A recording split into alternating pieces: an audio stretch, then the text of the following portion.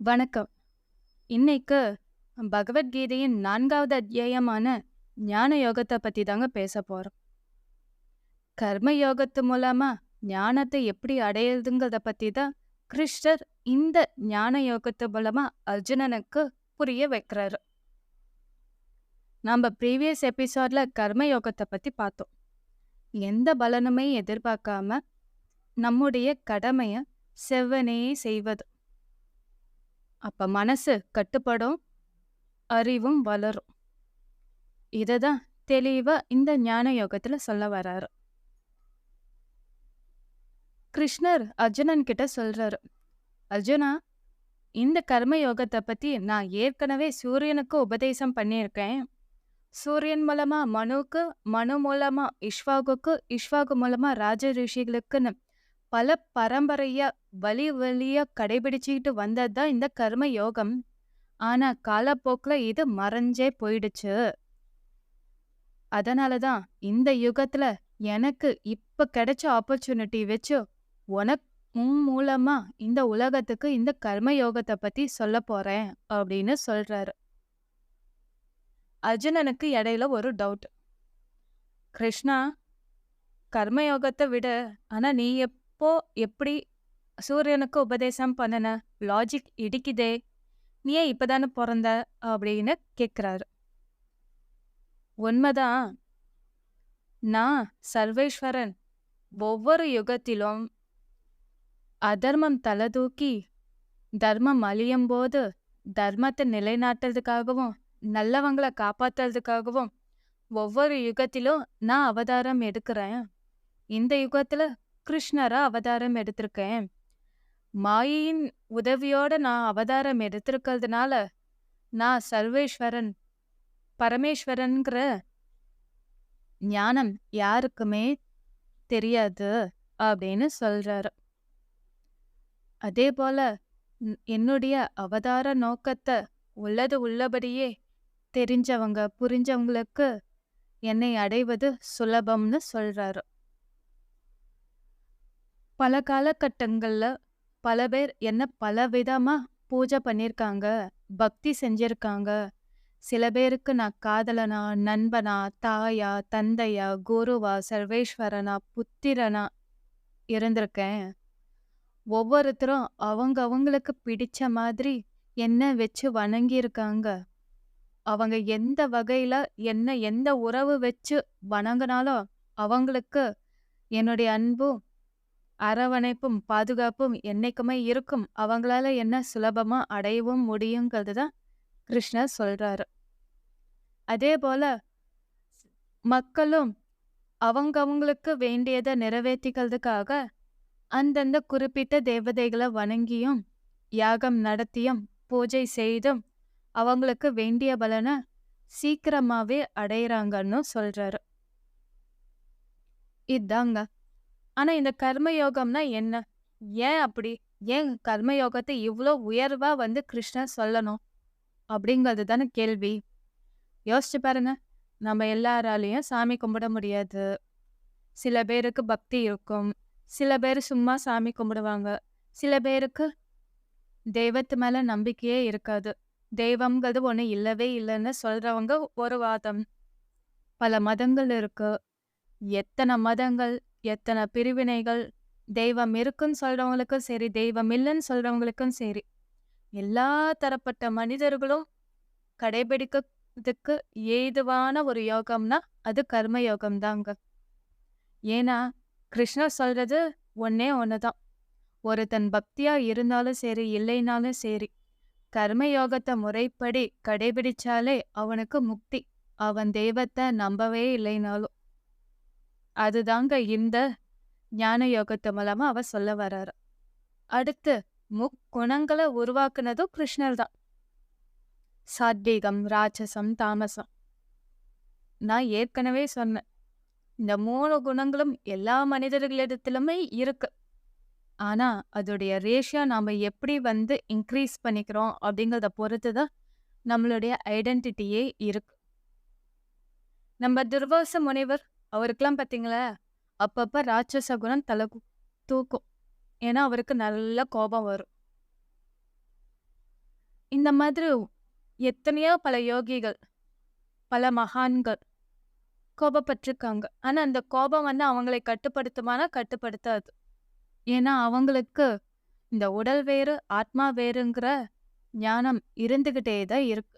அந்த உணர்வு உள்ளவங்களுக்கு எந்த கர்மமும் அவங்கள கட்டுப்படுத்தவே படுத்தாதுங்கிறது தான் கிருஷ்ணர் சொல்றாரு. அடுத்து கர்மங்களுக்கு ஏற்றபடிதான் நான் வர்ணத்தையே உருவாக்குனேன்னு தெள்ளத் தெளிவா சொல்றாரு. பிராமணர், சத்திரியர், வைஷ்யர், சூத்ரர். அதாவது ஒரு மனிதனுடைய உடல் பலம், மனோபலம் இத வச்சுதான் அவன் இந்த வேலை செய்ய தகுதியானவன்ட்டு பிரிச்சாங்க அந்த காலத்துல. ஆனா இந்த காலத்துல பிறப்ப வச்சு மட்டும்தான் பிரிக்கிறாங்க. ஒரு மனிதர் அவங்களுக்கு நீ வந்து நல்ல வேதம் இதுல எல்லாம் உனக்கு ஈடுபாடு இருக்கு, அதை நல்லா பகுத்து ஆராயிற, உனக்கு பக்தி இருக்கு, சோ நீ பிராமணனா இரு. நீ நல்ல பலசாலியா இருக்க, நல்ல கோபம் வருது, நல்ல பலசாலியா இருக்க, நீ க்ஷத்ரியனா இரு, நீ சோல்ஜர்ஸா இரு அப்படின்னு. உனக்கு நல்ல பேசுற திறமை இருக்கு, உன்னால நல்ல வியாபாரம் பண்ண முடியும், நீ வந்து வேளாளன் அதாவது வைஷ்யனா இரு. அடுத்து உனக்கு நல்ல சேவை மனப்பான்மை இருக்கு, ஒருத்தருக்கு எந்த ஒரு விகல்பமும் இல்லாம நீ மன நிறைவோட மன திருப்தியோட சேவை புரியுற நர்ஸ் இவங்கள மாதிரி. ஸோ நீ சூத்ரனா இரு. அப்படிதாங்க பிரிச்சாங்க. ஆனா இப்போ பிறப்பை வச்சு மட்டுமே ஒருத்தன் பிராமணனா பிறந்துட்டா அவங்க வீட்டில் பிறக்கிற எல்லாருமே பிராமணன் அப்படிங்கிற மாதிரி தான் மாறிடுச்சு. இது கிருஷ்ணர் சொன்னார் இல்லையா, கர்மயோகம் எப்படி காலப்போக்கில் மறைஞ்சு போனதுன்னு, அதே மாதிரி தான் இந்த வர்ணங்களும் எதுக்காக பிரிக்கப்பட்டதுங்கிற ஞானமும் நமக்கு காலப்போக்கில் மறைஞ்சே போயிடுச்சு. சரிங்க. அதுபோல கிருஷ்ணர் வந்து சொல்றாரு, நான் என்ன கர்மம் செஞ்சாலும் சரி அது என்ன கட்டுப்படுத்தவே படுத்தாதுன்னு சொல்றாரு. ஏன்னா எனக்கு அந்த ஞானம் எப்பயுமே இருந்துகிட்டே தான் இருக்கு. நான் எதுக்காக பிறவி எடுத்திருக்கேன், என்னுடைய அவதார நோக்கம் என்ன, அந்த கடமை செய்யணுங்கிற தெளிவோட தான் என் மனநிலை இருக்கு. அதனால நான் எந்த செயலை செஞ்சாலும் அது என்ன கட்டுப்படுத்தவே முடியாது அப்படின்னு சொல்றாரு.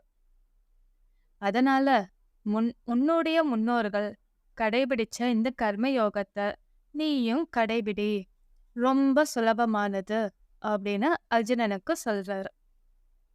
அதே போல கர்மம்னா என்ன, கர்மம் அல்லாததுன்னா என்ன, தகாத கர்மங்கள்னா என்னங்கிறத முழுசா தெரிஞ்சுக்கிட்டு தான் வேலை செய்யணும், தெரியாம செய்யறது ரொம்ப தப்பு அப்படின்னு சொல்ல வர்றார். அது என்ன கர்மம்னா என்ன, தகாத கர்மம், இதில் பற்றி தான் அவர் வந்து சொல்ல வர்றாரு. நித்தியம் செய்யக்கூடிய கர்மம், அதாவது நமக்காக செய்ய வேண்டிய கர்மங்கள் என்னவோ, நம்மளுடைய உடலை பாதுகாக்கிறதுக்காக நம்ம செய்யக்கூடிய கர்மங்கள் நித்தியமாக அதை நம்ம செஞ்சுக்கிட்டே தாங்க இருப்போம். ஸோ அது எல்லாத்தையும் நம்ம கரெக்டாக ஃபாலோ பண்ணணும். அடுத்து செஞ்சால் நல்லாயிருக்கும் அப்படிங்கிற கர்மம் நைமித்திகம் அப்படின்னு சொல்லுவாங்க. நம்ம ஃபேமிலியை பாதுகாக்கிறது எல்லாமே நம்மளோட கடமை தானே, அதெல்லாம் செஞ்சால் நல்லா தானே இருக்கும். அதான் அதே மாதிரி விருப்பத்தோட செய்யறது காமியம், ஒரு விருப்பத்தை நிறைவேற்றுறதுக்காக செய்யக்கூடிய கர்மங்கள். இது அல்லாதது எல்லாமே தகாத கர்மம். தேவையே இல்லாத விஷயங்களில் ஈடுபடுறது, ஒருத்தருக்கு வன்முறை தோன்ற மாதிரி செய்யறது, இல்லை ஒருத்தருடைய மனசை நோகடிக்கிற மாதிரி சில விஷயங்கள்ல ஈடுபடுறது, இது எல்லாமே தகாத கர்மங்கள் தான். நமக்கு என்ன, நம்மளே நம்ம பார்த்துக்கணும், நம்ம ஃபேமிலியை பார்த்துக்கணும், அடுத்து நம்ம ஃபேமிலியில் வரக்கூடிய அடுத்த ஜென்ரேஷனை பார்த்துக்கணும். இதை ஒழுங்காகவே செஞ்சாவே அதுதாங்க கர்மம். அந்த கர்மத்தை நாம் எந்த பலனும் எதிர்பார்க்காம செய்ய வேண்டியதுதான். நான் ஏற்கனவே சொன்னேன் கர்ம பலன்னா என்ன அப்படின்னு. உங்களுக்கு அதுக்கான பலன் எல்லாமே வருங்க. நீங்க வேலைக்கு போறீங்க, சம்பாதிக்கிறீங்க. நீங்க ஒரு ஒரு நாளைக்கு கூலி வேலை செய்றீங்க அப்படின்னா, அந்த கூலி வேலைக்கு அந்த கூலி உங்களுக்கான பலன் தான். ஓகேவா? ஆனா, அதனால வேற யார் யாரெல்லாம் பாதிக்கப்படுறாங்க அப்படிங்கிறத நம்ப திங்க் பண்றது தான் வேண்டாம் அப்படின்னு சொல்றாரு. அதுதான் கர்ம பலன். அது பாசிட்டிவாவும் இருக்கலாம், நெகட்டிவாவும் இருக்கலாம். எப்படி வேணாலும் இருக்கலாம். உன் டியூட்டி நீ செய்யணும். அவ்வளோதான். அதுதான் கிருஷ்ணர் சொல்றாரு. ஏன்னா, நம்ம வந்து தூய்மைப்படுத்தக்கூடிய ஒரு வழியே பார்த்தீங்கன்னா, இந்த கர்ம யோகம் தான். இந்த கர்ம யோகத்த பல பேர் பல வகையில செஞ்சிருக்காங்க. ஓகேங்களா? அதே போல பொருட்கள கொண்டு தான் நம்ப யாகம், யக்ஞம் எல்லாமே நம்ப நடத்திட்டு வரோம். ஆனா, அந்த பொருளா இருக்கிறதும் கிருஷ்ணர். அந்த பொருள கொண்டு நாம யாகம் செய்யும்போது, அந்த யாகத்த ஏத்துக்கிறதும் கிருஷ்ணர். அந்த பொருள் மூலமா மிஞ்சி இருக்கிற அந்த அன்னமாவும், பிரசாதமாவும் இருக்கிறதும் கிருஷ்ணர். உங்க சுத்தி இருக்கிறது எல்லாருமே கிருஷ்ணர் அப்படின்னு உணர்ற ஒருத்தருக்கு எந்த கர்மமும் கட்டுப்படுத்தவே கட்டுப்படுத்தாது. இந்த ஞானம் வந்துட்டாவே சிறந்தது அப்படின்னு சொல்றாரு. ஞானம்னா என்ன? இந்த உடல் வேறு, ஆத்மா வேறு. அவ்வளோதான். இந்த சென்ஸோட நம்ம டியூட்டிய முழுமையா செய்யணும். அதே போல முடிஞ்ச அளவுக்கு நம்மளோட மனச கட்டுப்பாட்டுல வச்சிருக்கணும். நம்மளுடைய இந்திரியங்கள கட்டுப்படுத்துறது, அப்புறம் பிராணன கட்டுப்படுத்துறது, அதுக்கப்புறம் நம்மளுடைய உணவு கட்டுப்பாடு. இது மூலமா கூட நம்மளோட மனச சுலபத்துல கட்டுப்படுத்த முடியும்னு கிருஷ்ணா சொல்லியிருக்காரு. ஏன்னா ஒரு மனுஷனோட மனச கட்டுப்படுத்துறதுங்கிறது இந்த ஜல்லிக்கட்டு காலம் மாதிரி சுலபத்துல கட்டுப்படுத்தவே முடியாது. அத கட்டுப்படுத்த பயிற்சி, முயற்சி 2மே தேவை. கொஞ்சம் கொஞ்சமா தான் நம்ம பிராக்டிஸ் இம்ப்ளிமெண்ட் பண்ண தான் நம்மளால அத கொண்டு வரவே முடியும். இந்திரியங்கள கட்டுப்படுத்துறது ரொம்ப கஷ்டம்தான். ஆனா பிராணன ஈஸியா கட்டுப்படுத்த முடியும். நீங்க தினைக்கும் கொஞ்ச நேரம் பிராணாயாமம் செய்யலாம். ஏன்னா பிராணனுக்கும் மனசுக்கும் நிறைய தொடர்பு இருக்கு. ஏன்னா நம்ப மூச்சு இன்ஹேல் பண்ணி எக்ஸேல் பண்ணும்போது நம்மளோட மனசோட மனநிலை மாறும். நீங்க யோசிச்சு பாருங்க. எங்கேயாவது போயிட்டீங்க, ரொம்ப பிரச்சனை. அப்படியே ஒரு பெருமூச்சு எடுத்து விட்டீங்க அப்படின்னா, ஒரு டீப் பிரெத் உங்களுக்கு ஒரு சேஞ்ச் தெரியும். மனநிலை மாறும். அது அந்த மூச்சோட தன்மை. மனச சுலபத்துல நிமிஷத்துல மாத்திடும். அதனால தான் பிராணாயாமம் அவ்ளோ இம்பார்ட்டன்ட். மூச்சு வச்சே நம்மளால மனச கட்டுப்படுத்த முடியும்னு யோக முறையில சொல்லியிருக்காங்க. அதே மாதிரி உணவு கட்டுப்பாடு. நம்மளோட உணவுக்கும் மனசுக்குமே ரொம்ப நெருங்கிய தொடர்பு உண்டுங்க. நாம சாப்பிட்ற நாம என்ன சாப்பாடு சாப்பிட்றோமோ அதுவே தான் உணவா, அந்த உணவு தான் மனசா மாறுதுங்கிறது சொல்லியிருக்காங்க.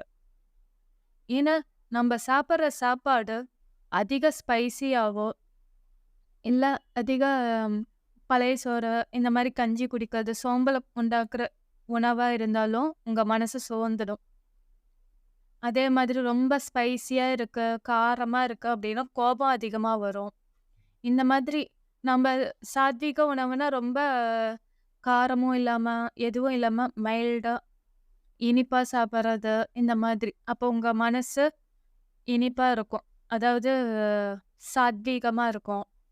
இந்த மாதிரி உணவுக்கும் மனசுக்கும் நெருங்கிய தொடர்பு உண்டு. அதனால உணவு கட்டுப்பாட நம்ம லைஃப்ல கொண்டு வந்துட்டோம்னா, நம்ம உடல் மட்டும் இல்லைங்க, மனசும் ஆரோக்கியமா இருக்கும். மனசு கட்டுப்பாடா இருந்தா வாழ்க்கை நம்ம கட்டுக்குள்ளேயே இருக்கும்.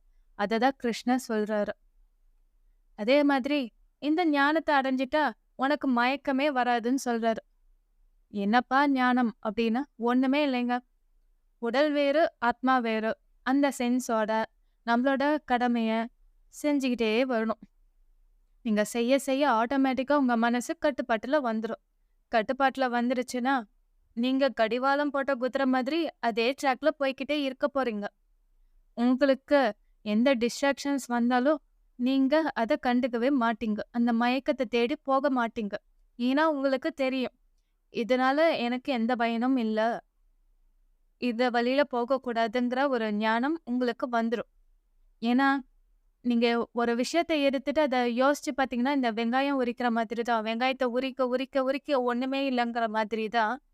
ஒவ்வொரு சென்ஸ்னாலயும், இந்திரியங்கள்னாலயும் நம்ம அனுபவிக்கிற இன்பமாகட்டும், துன்பமாகட்டும், அது எல்லாமே உரிக்கிற வெங்காயம் மாதிரி தான். ஒண்ணுமே இல்லாம தான் போகும்.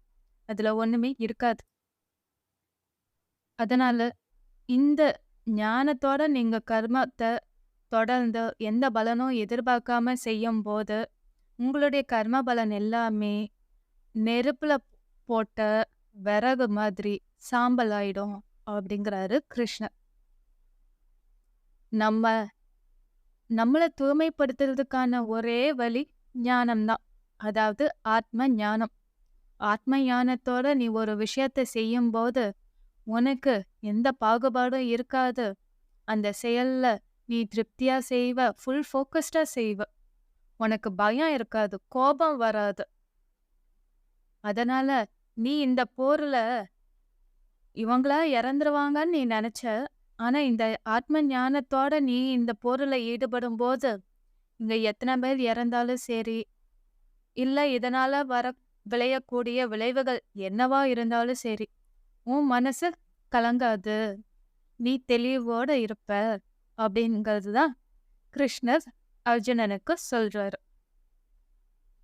இதுதாங்க நாம இந்த ஞான யோகத்துல கத்துக்கிறது. நீங்களும் முடிஞ்ச அளவுக்கு இந்த ஆத்மா வேற, உடல் வேறுங்கிறத புரிஞ்சுக்கோங்க. ஏன்னா இந்த உடல் பல வகையில நம்மள இவ்வளவோ விஷயங்களுக்கு இழுத்துட்டு போயிடும். அது நல்ல விஷயமாகட்டும், கெட்ட விஷயமாகட்டும். ஏன்னா நம்மள நம்பி நமக்காக ஒரு உறவு, ஒரு குடும்பம் இருக்குங்கும்போது, நாம முடிஞ்ச அளவுக்கு தப்பான வழியில போக மாட்டோம். நல்ல வழியிலேயே போகும்போது, உங்க மனச நல்லா கட்டுப்படுத்திக்கிட்டு, அதாவது பிராணாயாமம், உணவு கட்டுப்பாடு, இதெல்லாம் வந்துச்சுன்னா இந்திரியங்கள் ஆட்டோமேட்டிக்கா கட்டுப்பட்டுடும். அப்ப மனசு கட்டுப்பட்டுருச்சு அப்படின்னா, நீங்க செய்யக்கூடிய வேலைகள்ல உங்களுக்கு நல்ல தெளிவு, அதுல வந்து நீங்க ஒரு எக்ஸ்பர்ட் ஆயிடுவீங்க. அத பத்தின ஒரு ஞானம் அதிகமா வளரும். நீங்க செய்யக்கூடிய செயல்கள் யாவுமே சூப்பரா இருக்கும். அதோட ரிசல்ட் என்னவா இருந்தாலும், அத ஏத்துக்கக்கூடிய பக்குவமும் உங்களுக்கு ஆட்டோமேட்டிக்கா வந்துடும். வந்துடுச்சுன்னா எப்படி இருக்கும் லைஃப்? யோசிச்சு பாருங்க. சந்தோஷமா தான் இருக்கும். Thank you.